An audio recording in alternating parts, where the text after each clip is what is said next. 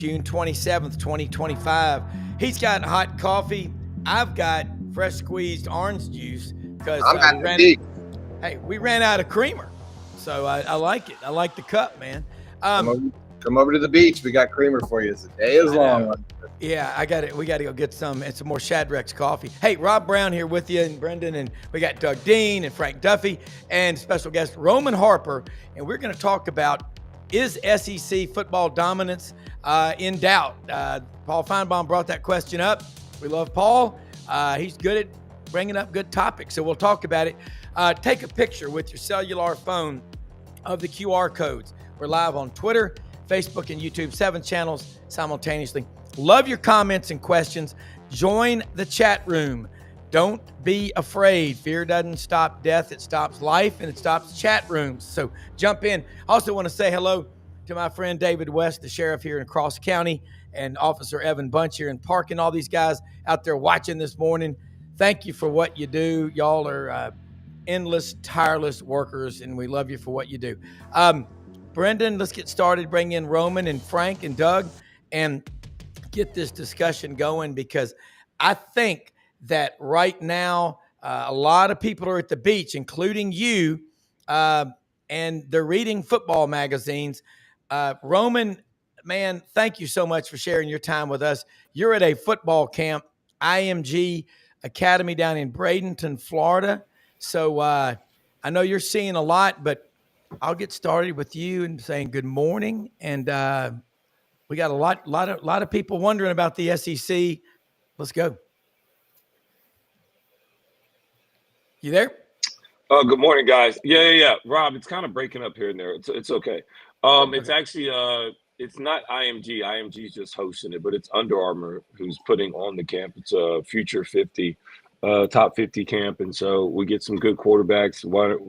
All these other players. I will see. This is my first time doing it, so I will get to see a lot of talented guys. They're mostly sophomores, juniors.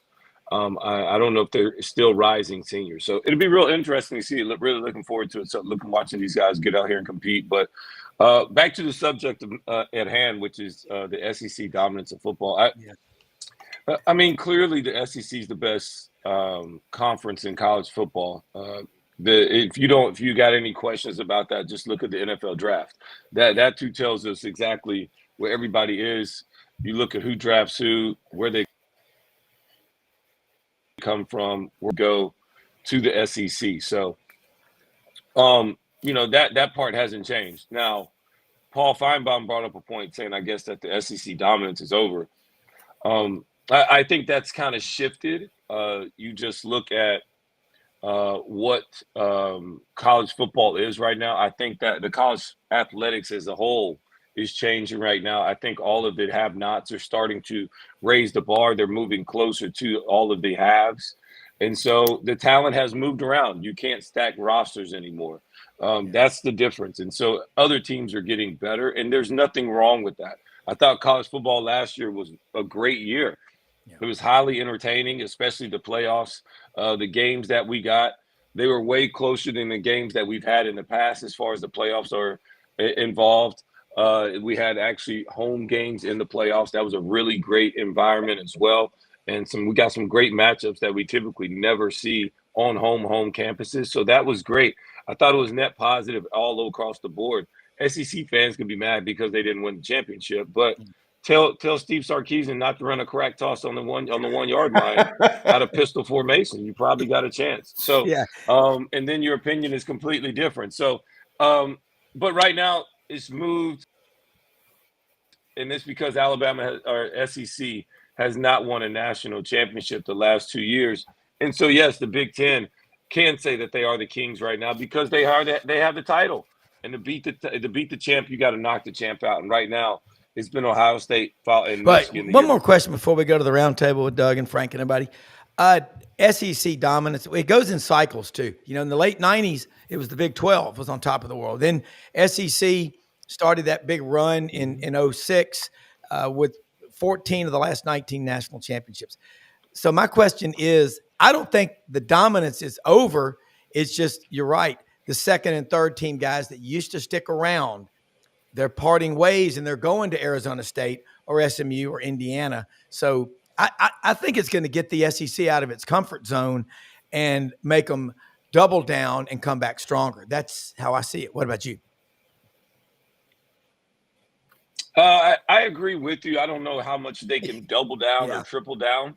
It's just not enough athletes around. And so, at some point there is drop off. It's just what it's going to be, especially with a roster accumulation. The way that you're trying to do it in traditional terms to say, hey, you go and get this, they recruit them, they stay there, you build them up. And if you think it's bad, like I don't even feel bad, because I was talking to one of my best friends yesterday, and he was like, dude, in college space right now, you'd rather be Alabama, Georgia, Ohio State, or Liberty. The in-betweens are the ones that are getting crushed right now, because it's tough being Mississippi State. Like, you go there, you recruit a guy when nobody else is paying attention. He starts to get good, and next you know, your quarterback, Van Buren, is taking more money to go to LSU to be the backup, because I couldn't promise him the starting position. Just flat out guarantee it. I just want to see some competition. And so you're going to have some of your good players leaving, and then it's really hard to build a culture when guys don't stay longer than 3 or 4 years. And so this is what happens, and this is what and there is no answer for it right now. And so this is what college athletics is going to look like the next 4 to 5 years. I know they got this settlement out there, but it answers problems of the past. It doesn't talk about and prevent things that's going on in the future in this space as far as college athletics is concerned. So I think the NCAA will still get sued in other ways, and I don't think it really solved anything as far as the future of college is confirmed. But this is where we're at, and it's going to be tough, but I just think it's the SEC has to try to just win the games that you're supposed to, and they're just beat up by the end of the year. But everybody's hurt, so nobody cares. And so you just got to go out there and you got to win the games. And Georgia had some unfortunate plays happen versus Notre Dame. You got to be lucky as well. And I would say the SEC teams were not lucky down the stretch. Doug? Well.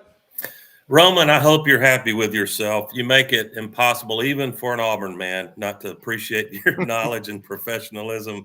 And we love having you on the show. I appreciate you. You call balls and strikes with what you're seeing in the game. What I want to put to you, and you are really uniquely qualified to have an opinion, an in-depth opinion on this, but I think the fans that I interact with are still playing catch up on the learning curve. And by that, I mean, their roster management and what it's much right before our eyes, it is becoming very much like managing an NFL roster, at least in some ways, except at least the NFL does not have 24/7 free agency, right?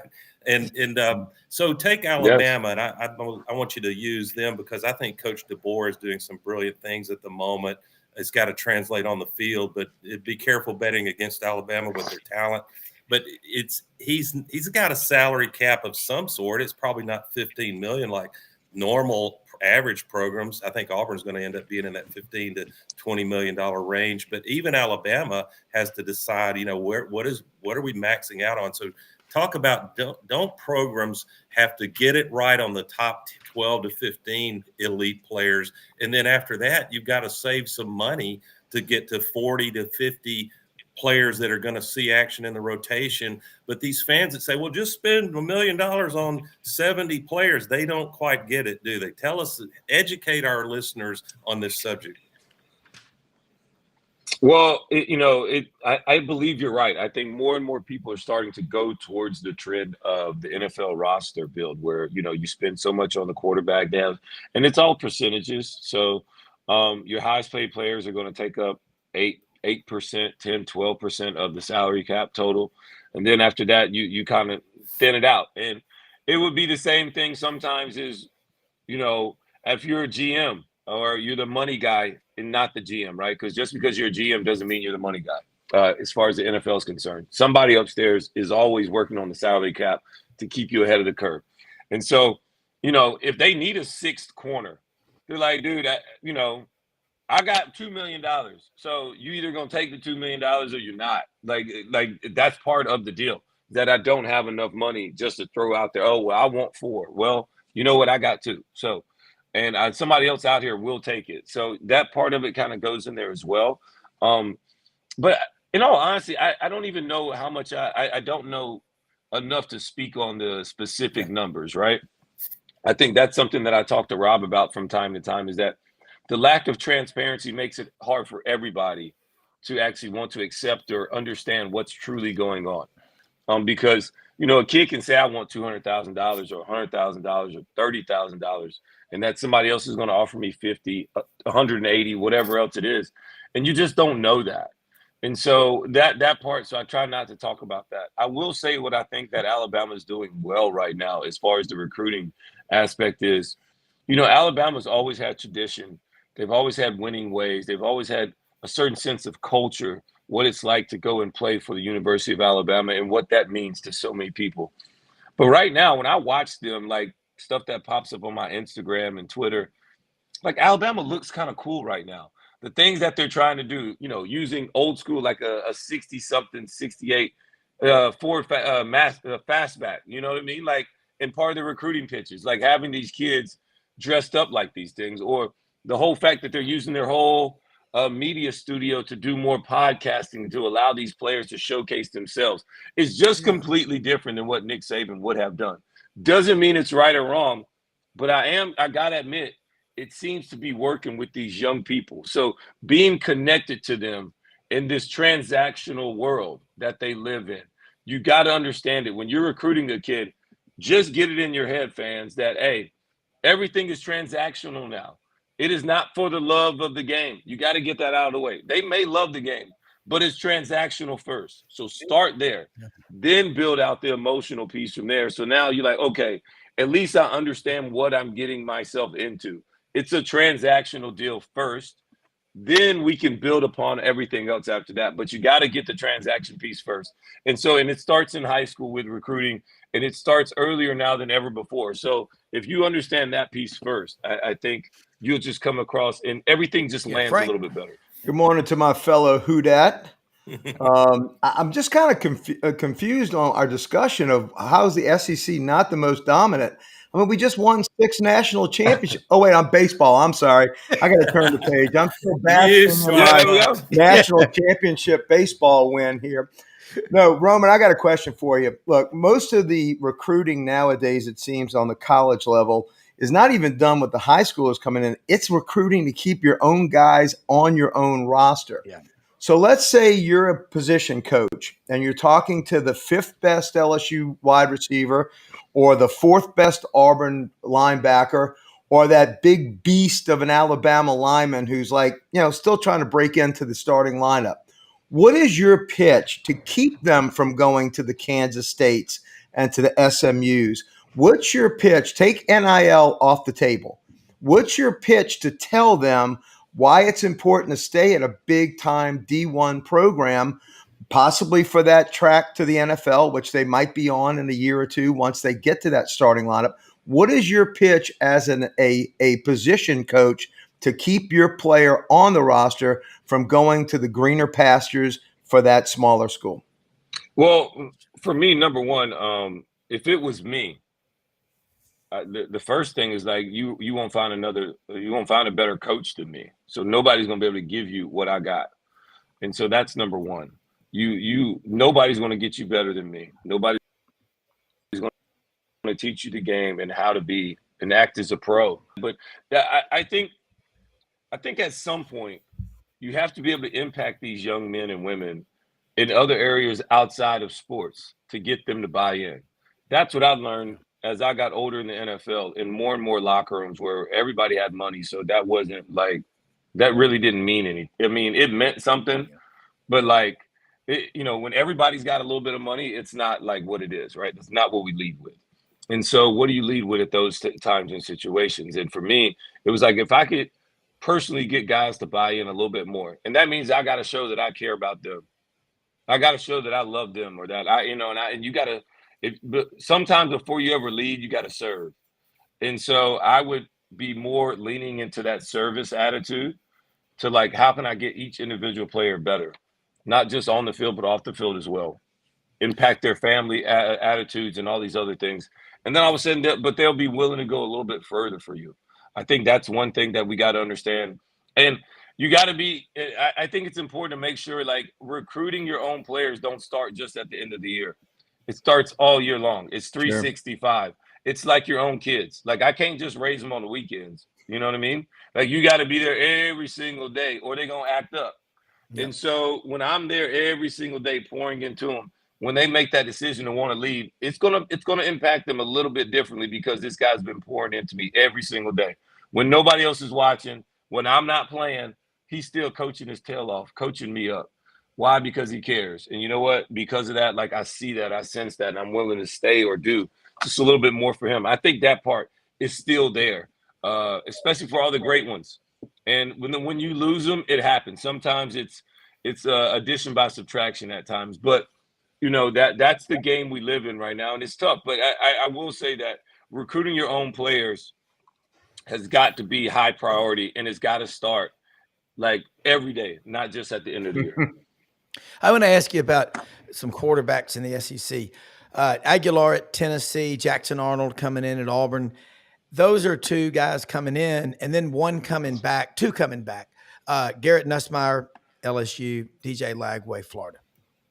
All right, Aguilar, I got to see it. Maybe he will be good at completing deep passes because Joe Milton struggled at that.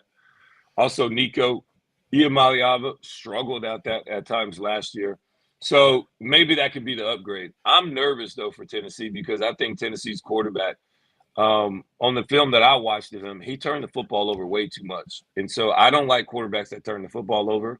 I'd rather you not be that. Like, you can be good at a lot of things, but that's not one. You got to protect the football.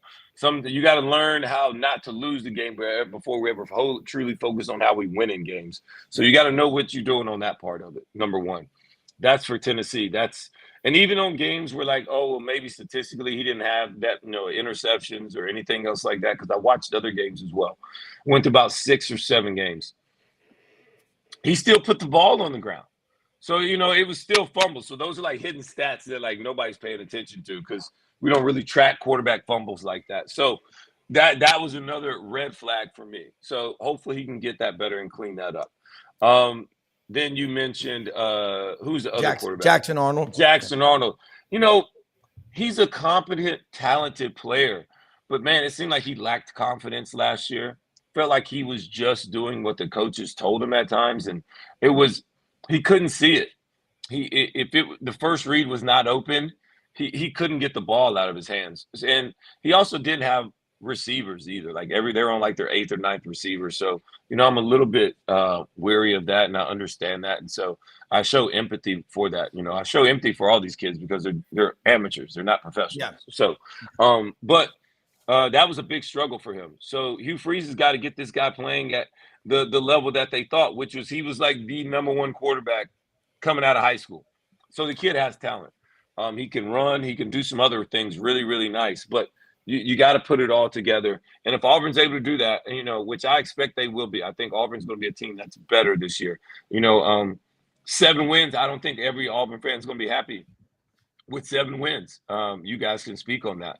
I think they want 8 or more. They would love 9 wins. I think 8 wins or more for Auburn would be about where their fans are expected them at.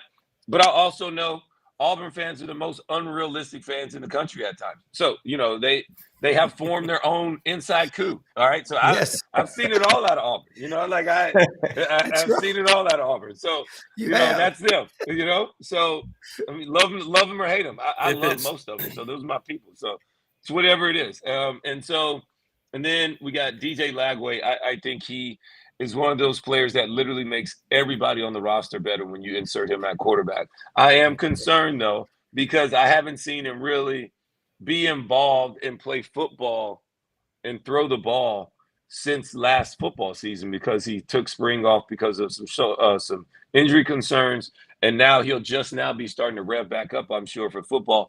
And so that is a time and learning curve where, you see guys get better in the offseason from freshman year to sophomore to junior year by playing football, not just talking about it, not just working out, but getting on the grass and getting up to speed and getting these things worked out between you and your receivers with the offense, getting in and out of the huddle, truly getting command of your team.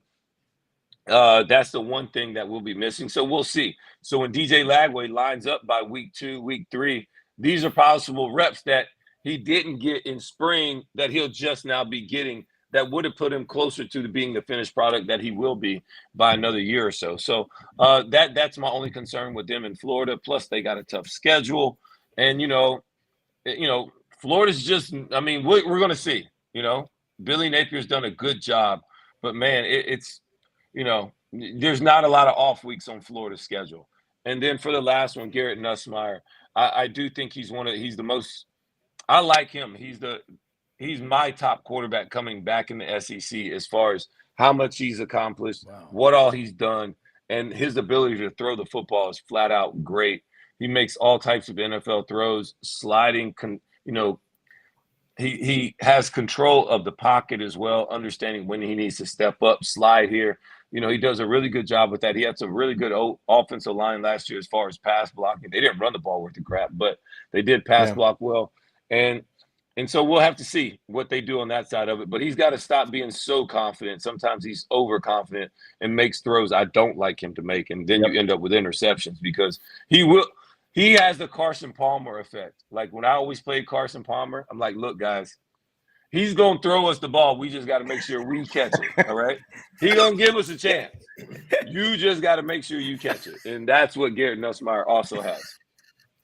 Great stuff, Roman. You are spot on about Auburn.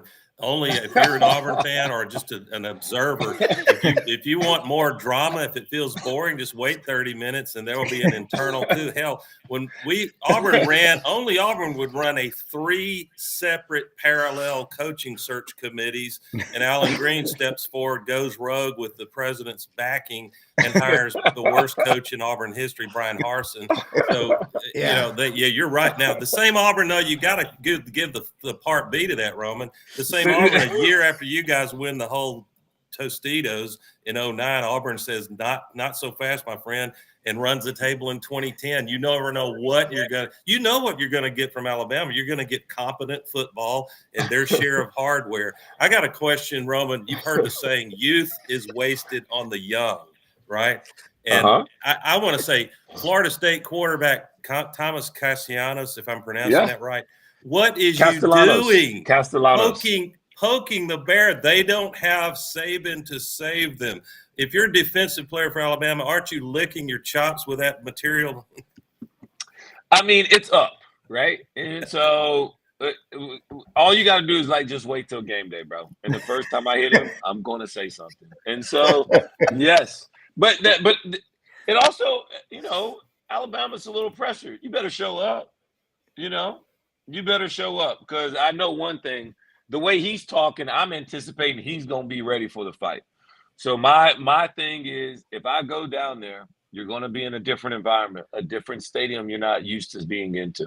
Maybe you got recruited there. Maybe you didn't. I know this. The fans will be ready. I got to be ready. And my whole mentality is I'm coming out and I'm swinging first. If I'm Alabama, you got to take the first punch. Do not let them get off first at all. And so that's how you go out there, and that's how you knock out the champ. And so on the road, in a tough environment, it's going to be hot. You're going to have all the excuses in the world to maybe get off to a slow start. First game of the season, blah, blah, blah. You got to get all that out of your mind. You got to start fast. You got to punch first. And if it calls me to blitz early, I'm going to do it. I got to get my guys. I would always, what I was always told, you got to hit the ground running early that morning for breakfast. When you get up this morning, let's hit the ground running. All right. And my defensive coordinator would always say, bro, get your piss hot. I need your piss hot this morning. Let's get it going, And so these are things that just natural words that you can say to guys and men in a room or a locker room that naturally gets them in state ready to go. And so this is what you have to do if I'm Alabama, and understanding what you're walking into. And what this young man is only doing is making it easier. And remember who the OC is at Florida State now. I think Gus is probably saying, oh, no, what the hell are you doing, brother? I mean, we got our hands full as it is. and now you're feeding them fuel for this game. Hey man, Gus is, had some success versus Alabama. And Gus, he said, I'm bumped this whole head coaching job thing. I'm just gonna go be an offensive coordinator, make a couple $1 million and be good with it. So shout out to him. But I just think this is where, this is what happens when guys are a little bit excited. Castellanos is around more talent. So like his whole statement, he's not wrong. Okay. His whole statement is not wrong, because he also follows that up by saying, I got some real talent around me, which he probably has way more talent at Florida State than he did at Boston College. So I give him credit for that. And he actually, they played well. And, the one big game that, when they beat Florida State last year, which Florida State was a doormat last year. So, it wasn't saying much. At the time, it was great because, they were a top 10, top 15 team at the time. We later found out that we knew who they were when they took their mask off. So, it'll be interesting to see. I'm looking forward to this game. I'm looking forward to the game, not really because of all of that talk and stuff. Like the players handle all that, and I'm not hitting anybody, so I have nothing to do with that. But I like it because it's a great matchup in a team in a matchup that we normally never see anymore. And Florida State is a team that I loved growing when I grew up in Alabama. Florida State was my favorite team, and so I always dreamed of playing for Florida State, playing for Florida State. That was like what I would have loved to do. It just didn't work out that way. So, and I ended up choosing Alabama. So my ties are different, but it will be a super, super cool environment. And this is the matchups that we love to see in college football. Oh yeah. Yeah. Doug, you want to take a stab at that question? We talked about it a lot on Wednesday. It was a good topic. Roman, one of the comment, Blind Squirrel is asking me, or really asking all of us, and you can apply it to Alabama or Georgia or other programs if you want, Roman, but I'll be extremely brief because it's kind of complex. The question is, am I concerned, as somebody who really follows Auburn, am I concerned with the commits that are flipping from Auburn to elsewhere? And the short answer is yes, you should be concerned, but the world is different now, and you can be behind in commitments right now and make up ground. Auburn needs to do two things. Internally, they've got to get the money guys believing in it and the funding sources restored. I think they've done that. There was some internal disagreement. I don't think it was flammable. It was not about firing a coach or anything. Secondly, you got to start winning games. 4 years in a row, Auburn is not looking like a brand that can take you to the mountaintop.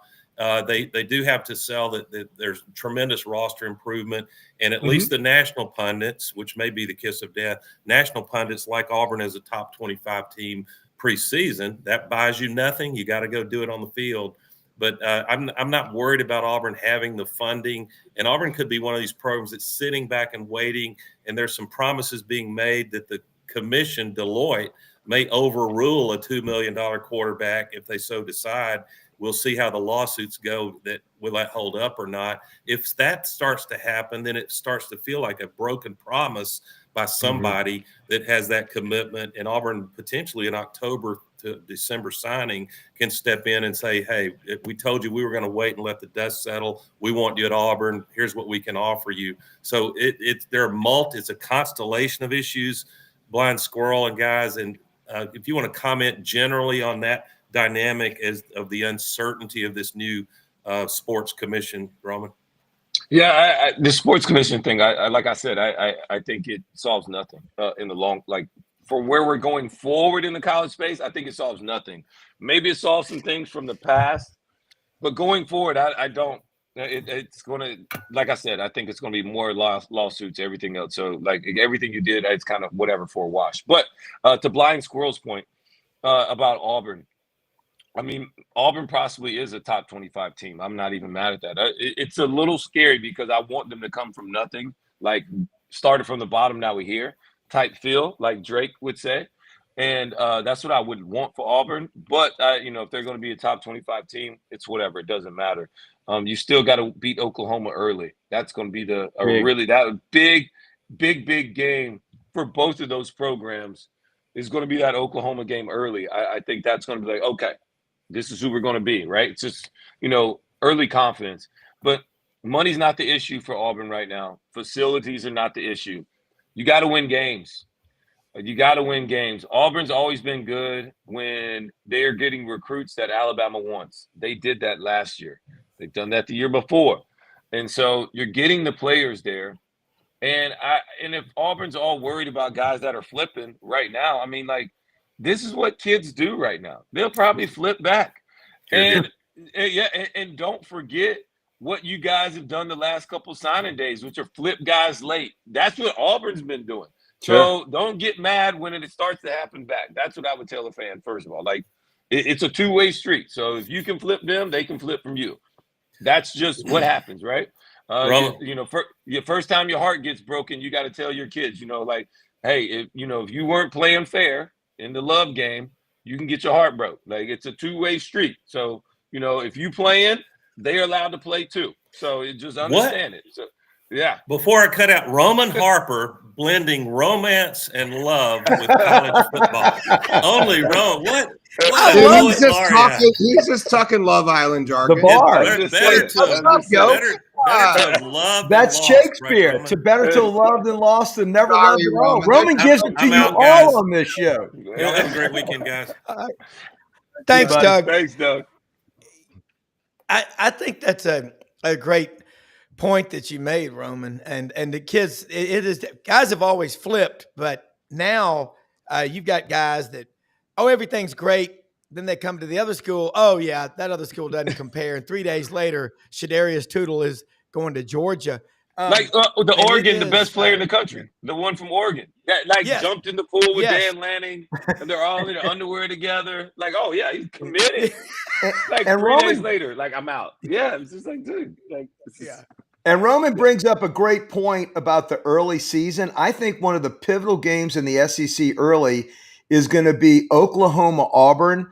Yes. Especially how Auburn let Oklahoma wiggle off the hook last year. I mean, they had them in that game. And what is the trajectory that's different for Auburn if they win that game? So going to Norman, I think is going to be a critical tell on both these teams. Just like we said last year about that early game at Jordan-Hare, I think it's going to be the exact same going to Oklahoma. I think it's a pivotal game. It's huge. I don't think you can put enough emphasis on it. I think how they lost matters as well, where Auburn continued to turn the football over. That was their Achilles heel all of last year. And so, all these little things, the early game, another one that I thought was going to be huge was Georgia on the road at Tennessee. We'll see how it still can go. Tennessee minus Dylan Sampson, minus Nico at quarterback. But it's still a tough environment. But I thought that was going to be a pivotal game to see who Georgia is, where, I anticipate Georgia being ready. Georgia still got Kirby Smart. He's still going to put them in position to win. But Georgia defensively they're not where they were 3-4 years ago. You just look at the roster. You just can't. They just don't have the talent and the guys that all the names that we ran off in the first round, 4 or 5 years ago. It's just slowly less and less. And they still had guys last year, 6-7 guys get drafted off that defense and the production. And so it's just really, really tough to continue to replace guys in today's college football space. But, but this is all part. Number one, nobody feels bad for Georgia. So, like, don't feel bad here. I'm not like crying me a river. Like, nobody feels bad for you, Georgia. So it's just what you have to deal with. Speaking of, Rob, can I have one quick question? Speaking of replacing players, I don't think there's more of an important replacement coming up this year than Quinn Ewers to Arch Manning. Now, you and I, Roman, both have our ties to New Orleans. I was born and raised there. You gave us a championship ring.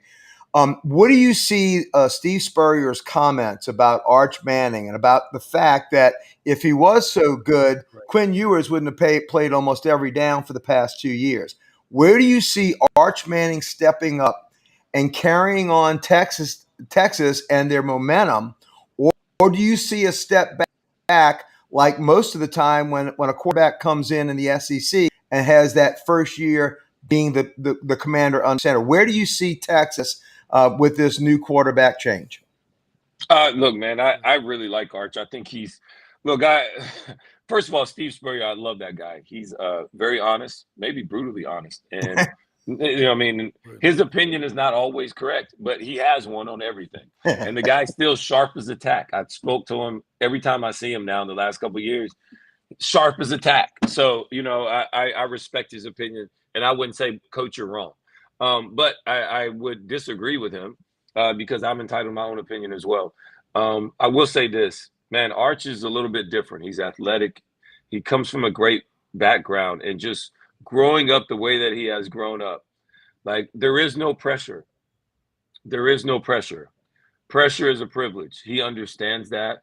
I think the way that they're trying to allow him to grow up and just be a college kid, like, you already got enough weight on your shoulders by your last name. Just be a college kid. And so he's still enjoying his space, enjoying his time. There was no pressure put upon like everybody else would normally want to put upon their coach, or, you know, they got to force this. And I think it's a reason why you do that if you're Steve Sarkisian, because you got to protect Quinn Ewers. You needed him. You got to protect. Yeah, you got to protect Quinn Ewers. If I'm over here rotating and he's looking over his shoulder, I'd never get him to play as good as he can.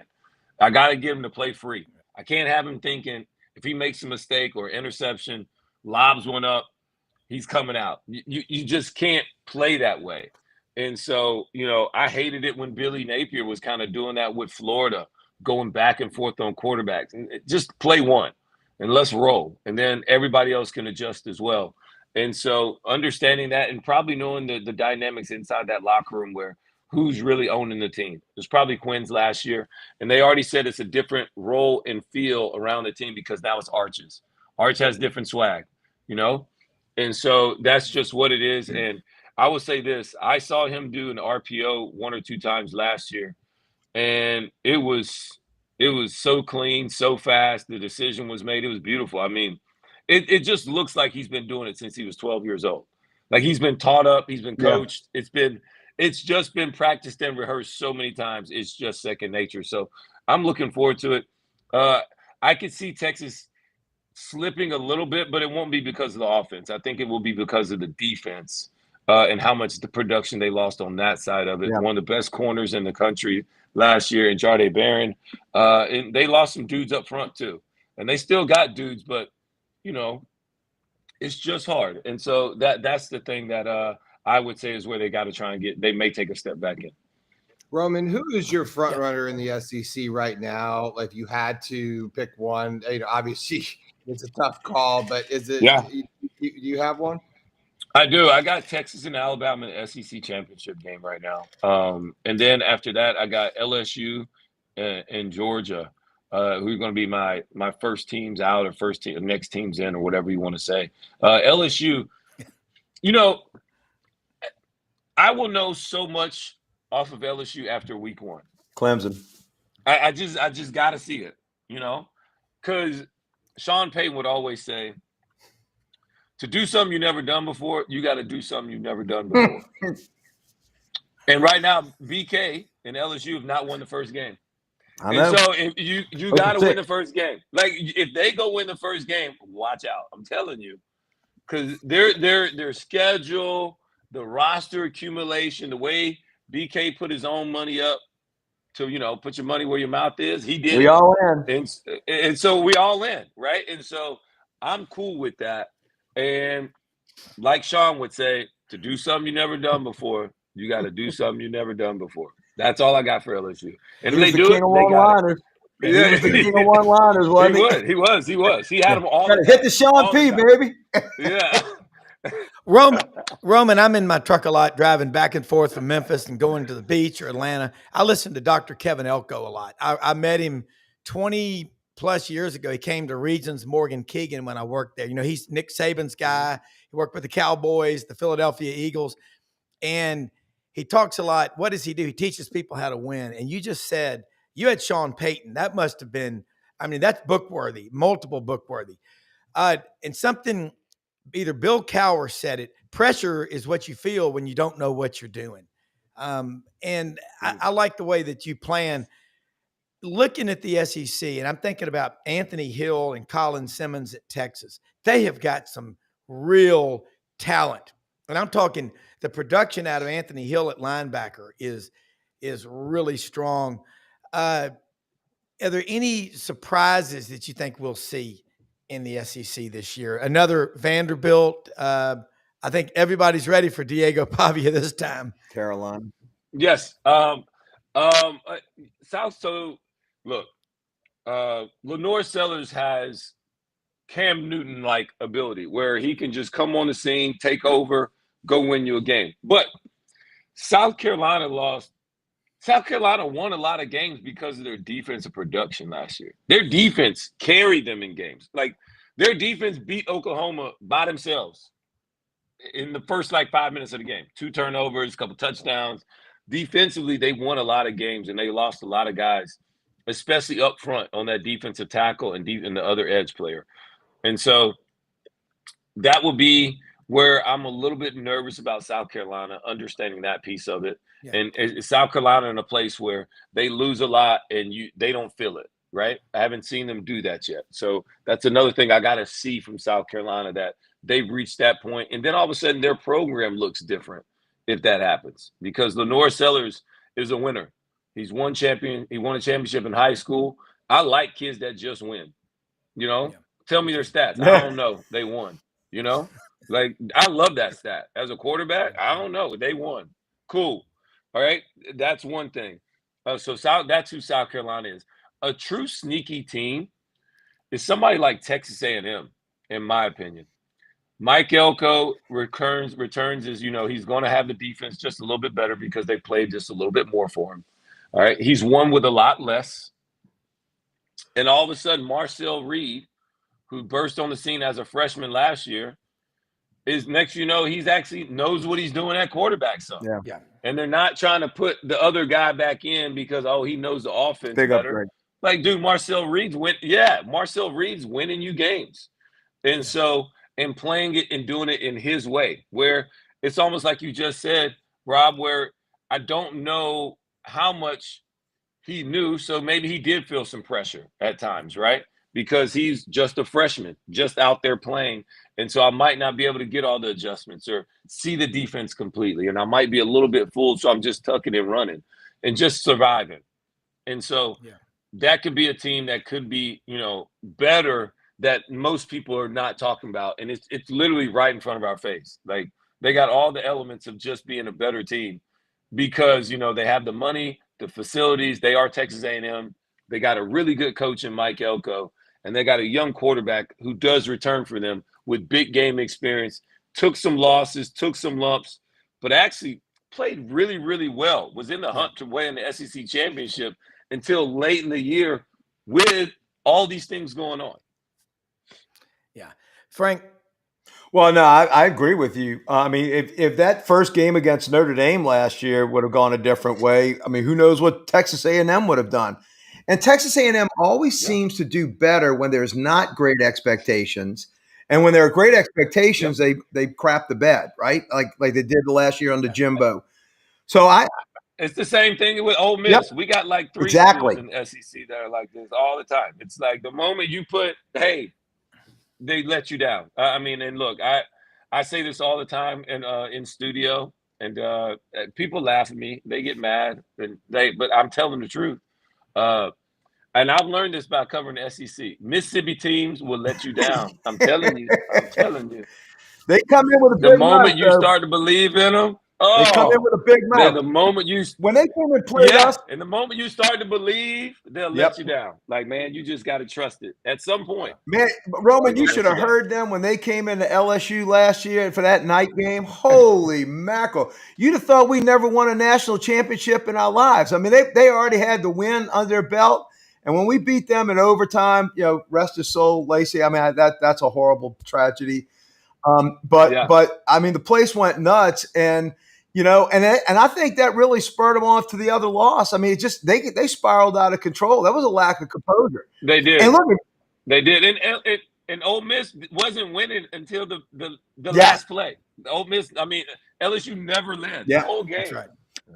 So losing Jackson Dart is going to be a big deal for them. I really do. I mean, I think that kid was probably. You might go back to Eli, for the best quarterback that they've had in that time period. And then now him going to the pros, I think they take a big step back. I do. No matter how brilliant Lane is, Lane's got to have that signal caller. And I think Jackson Dart is a pro style quarterback that when you have the type of losses when he was out under there, I think to regroup, I think they take that step back, especially early in the year. Roman, I want to get you to talk some more about Vanderbilt. I'm watching SEC Network. I love those inside these different programs y'all doing on all the schools. Last year at Media Days, I was on the elevator. It was just Clark Lee and his wife and me, and they were talking about something, so I didn't want to bother him. But I like that guy. My intern, Oakley McFerrin, his quarterback in high school was Marcel Reed. So we're going to try to get Marcel Reed on the show in the next week or two. Love to have you join us when he comes on just to talk to him. But Brad Bellamy's on here from Landers Ford and wants to say hello to you. But just when you I want you to talk about the Vandy thing, because you're right. And John Stemler was talking to you at the Touchdown Club, and Ray Brakebill, two Vandy guys. I love them. But you really are not afraid to make people get out of their comfort zone. Best advice I've ever been given is get comfortable being uncomfortable. You got to love being in hell if you want to win a championship, sometimes just for 3 or 4 hours. Yeah. I mean, you got to go to a dark place sometimes. So I love what Clark Lee's been able to do and build. Number one, he's a Vandy grad, so he understands the dynamics that is playing there, what it's like to have to recruit there and build up all these things. And, they got to do it a different way. And so I thought I think Clark Lee did a great job of taking over the defensive play calling last year, understanding what wins for them, understanding what they do offensively, complementing it by playing good, solid defense on the other half of it, never getting in a hurry. They're not a team that wants to get up and down the court like that. They're going to slow grind it on offense. They're going to try and force you into turnovers and making mistakes by playing smart, sound defense, all right, making you take the long, hard road, taking away the big explosive shots, making you go 12 plays. Can you put together 12 plays of offense and then go score a touchdown? Most can't do it. Most are not patient enough to do that and play that game. I think Vanderbilt did a great job of understanding who they were, and they won the right games. You get a little bit of confidence. You win a game early, you usually win a couple games later that you're not supposed to. I loved watching them. I love what he's been able to build. And every year at the SEC Media Days, I always like to, see what Clark is wearing, because Clark's always dressed pretty good. He always gives his wife and everybody else credit, but he wears the white jacket sometimes. He's got the black combo. It's all down. And I'm a big fashion police guy at SEC Media Days. That is the one thing I'm all about. Fashion media police. I'm all on it. I'm judging all the coaches. I'm judging all the footwear. I'm judging all the wide receivers with all the swag. I want to see all the diamonds, all the ice. I want it all, because, that's when you actually get to see who these guys are. Yeah. And if it's the first impression, let it be a great one. Don't make it my fault. Make everybody else dress better. Like, you don't have to dress down to them. Make them dress up to you. So I'm a big fashion police guy as far as the media day is concerned. And that's one of my favorite moments I always get to spend with Clark Lee. And he'll start off by saying it's year number, whatever it is for him at the program. So I really enjoy what he's been doing. And I naturally root for Vanderbilt because I've seen them get better under Clark. Yeah. And you were Brad. Also, to answer your one more question, like, losing Jackson Dart was big for Ole Miss. I think they pushed all their chips in last year with that team, with all the players that they brought in from the portal, everything that they did to try and get to the playoffs last year. They didn't do that. But that young kid, Austin Simmons, behind Jackson Dart, probably the 4 or 5 some of the most impressive plays I saw when he came in and filled in for Jackson Dart versus Georgia last year. Came in, Lane did not run the football. He let him spin it. 5 straight plays, 4 straight passes, and every single one were accurate, on time, were dots. And so this kid is different. He had like a 4.3 GPA coming out of high school. Yeah. He graduated 2 years early. He's a lefty, can flat out spin it. Something's up with his shoulder because he used to pitch and play baseball, but he can't do that anymore. He just plays football. And so I think Ole Miss got a little something at this quarterback position with this kid. That's all I'm saying. Yeah, I agree. Brad Bellamy, General Manager, Landers Ford, Memphis. Say hello to Roman Harper. And what's going on out there at Poplar and Houston Levy today? All weekend, every day, but all weekend. Great to see you, Roman. You were on point at Touchdown Club in your own apparel. Thanks, Brad. So good to see you. And Rob, we're closing. We got 1 week left. Month ends on Monday, but 1 week left of the Built for America program. So, the best deals we've ever had when it comes to employee pricing for everyone. And, we got the inventory to sell. We need people to come in and take advantage of this program before it goes away, because it's not going to come back. So, been a really strong, program for us, and really excited about it. Great deals in the remaining 24 F-150s, 2.9% financing plus up to $14,000 off. So really strong offers there. Brendan, we're still waiting for you to come in and get that Bronco for yourself. But really excited to be on the show with you guys this morning. Roman, talking about Vanderbilt, one question I had is, as these players transfer, there's probably no more expensive piece of paper in the SEC than a graduation from Vanderbilt. When it comes to comparing any piece of paper that all these schools have, is Clark Lee starting to use that to where some of these guys are going to try and go pro, but some of these guys aren't going pro? And to be able to have a degree from Vanderbilt versus a degree from some of the other schools in the SEC, that's a big difference. Is that something that any of these kids are looking at, caring about, that he's able to use as a recruiting tool to say, hey, I might not be able to give you 50 grand, but I can give you 25 grand and a degree from Vanderbilt? Is that anything you've heard about or people talking about? So I think out of high school, for sure, he's definitely using that. It would be very interesting to see as you transfer, and you can transfer into Vanderbilt, how often can people get in, number one, and then also if they haven't already graduated from where they're at, what are they going there for? I don't think most kids that are transferring want to hear about, well, I want you to transfer here and just get a good education. Nobody wants to hear that. All right. I want you to transfer here. I want you to play ball and let's win a championship. I want you to transfer here, get you here. Let's get you going to the league. Or I want you to transfer. And you just, when you're talking about Vanderbilt, you have to use other avenues to recruit guys. The campus lifestyle is probably not what some other campuses are. You're in Nashville, but are you really truly in Nashville? You know what I'm saying? Like, it's there, but it's not really like in it like that. I mean, you can just scooter on down. I've done it before. You can just scooter on down there to Broadway. I get it. It's right down the street. But it's just a different level of student. They're there for different things, and you understand all those things. And so, but I think you use more of that once leaving out of high school. I think that's more of the recruiting pitch. I think in the transfer portal, I don't think that's as much of a pitch as much as like some guys, they just want to come play. And so I think that's the pitch I'm leaning in if I'm Clark Lee. Like, bro, you can come here and play. Not only play, but we're going to win some games. And you've seen us do it. And so I got to continue to add more guys that want it, that want to win ball games, and that are willing to go out there and lay it on the line for teammates. And we got a lot of great teammates here with a great culture, great locker room that everybody's bought into. And so I need just more guys. And so we need more alphas in this locker room. And if I think you're alpha, I'm bringing you in because you're going to help us win more ball games. I think that's the part that you lean into when you're trying to get them to transfer in.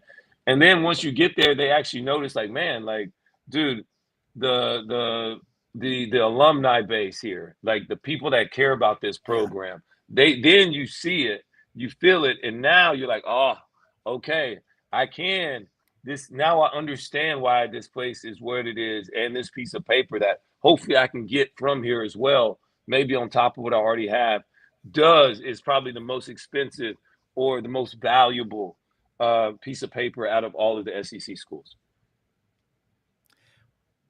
Unbelievable. I love that answer. A lot of my family went to Vanderbilt, and VMI and Vanderbilt. That was the combo. Yeah. Military to Vanderbilt. That said, they'll still have less fans in the stands at Commodore Stadium than anybody that comes in. And it's a tough pitch. They got to get their fan base to start buying those tickets and showing up. And hopefully the scaffolding will be gone this year. Hopefully we won't have to worry about the cranes anymore. By the way, LSU is going up there. I plan on going up there. And Roman, it's less of a scoot as more of a stumble down to Yeah. Broadway. I was talking about on my mechanical, my electric scooter. There you go. There you go. Now, We need so. a few of those. I know Yeah. fans I'm an of electric DUIs. scooter. I don't know if we can handle that. We might have to walk our way down. Roman, real quick before you go, and can I thank you more than you know for staying along with us on this Friday roundtable. This is awesome. Let people know, you mentioned you have a foundation, and I told Audrey, my wife, about it, and it's really, really a great foundation that you started. Your mother inspired you to do it when you were a rookie with the Saints. And so as we go, let people know how they can support what you're doing. Well, it's harpershope.org is our website, and it's real easy to find. And so, man, my mom and I started it maybe year 3 or so, 4 in the league. I can't remember. And it was really just based about after school reading. And I'd learned this stat when working with, oh my gosh, it's slipping my mind right now. But anyways, working with this foundation or this group in New Orleans, and like what you did was from K through 3rd grade, you learn how to read. And then from 4th grade on, you learn from reading. So if you're behind in reading, then you naturally start to act out, and they already know who's going to drop out by 7th, 8th grade. It's kind of sad, but it's true. Yeah. And so understanding this, well, how can we impact this, and how can we be better? Because I saw it happen in my own neighborhood, my own community in Prattville. And so we went on from that. That's how it all kind of started. And we still do a lot of reading programs and initiatives, but mostly now we really focus on, because since COVID, I haven't been able to do a whole bunch. And plus I'm trying to get my own kids to do it. So what we have now is we do a lot of things for Christmas drives for a lot of different families in Charlotte, and also in my hometown in Alabama, in Prattville. So that's what we do, man. We raise a lot of money just to try and give it all away. We don't keep any of it. We don't have any paid people. We just got our board and everything else, but nobody actually makes money besides just giving it all away. So, yeah, man, that's what we do. Hey, Roman, I'd like to put $500 in, and I'm going to go on there and donate. Can I do that on your website? Yes, you can. I appreciate that. I'll do that. Thank you. For all the work y'all doing in New Orleans. That's great. Oh, thank you. I appreciate that. Yes, sir. Yeah, Frank and Roman and Brad, you know, what you did going back to New Orleans when that city was flat on its back, and the hope that you gave those people. I mean, I get chills thinking about what you said at Brad, remember when he was talking about the Touchdown Club? It was surreal, but wow, man, you're a treasure, Roman. I mean, it really means a lot to have you. Well, appreciate it, man. It wasn't just me, man. It was a lot. It was my teammates. It was the team. I just happened to be there at the right time. Like I said, I didn't even realize or understand the impact that we were doing and what we were there to do, which was, and I said it earlier, man, like for us to lead that community out of this dark place where it was at, unbelievable. We had to serve them first. And so I think that was one thing that we all did a really good job with. You know, Reggie Bush building a playground by the time he first got there. Just Drew. A lot of different things. Yeah, Drew really trying to serve the community. Me, everybody. Like we all just tried to serve and give time. And then they responded. And then when we had success on the field, it only made it better. But just vividly remember all the blue tarps, the FEMA trailers, what that storm did to that city. It was very, very unrecognizable. And even the Gulf Coast, because it really hit Mississippi first. The levees just broke in New Orleans. The Saints are the pulse of that city. Always has been, always will be. Always. For sure. I agree. Hey, we run out of time. I want to say too, like what Brad Bellamy does with Agape and so much in Memphis with Landers, they are everywhere. They are. That's the kind of people I love having on this show. So, I mean, God bless you. Most often we see the face of Christ in the least among us. We're blessed to have all of y'all, all of our audience, executive producer extraordinaire, Brendan Martin, go out to the beach and have fun. Roman, look forward to the next time. Brad, Frank, Doug, everybody, thanks for watching. Share the show and give us a retweet. We'll give you all the retweets and help your foundation any way we can. Have a great weekend, everybody. Thanks, fellas. See y'all.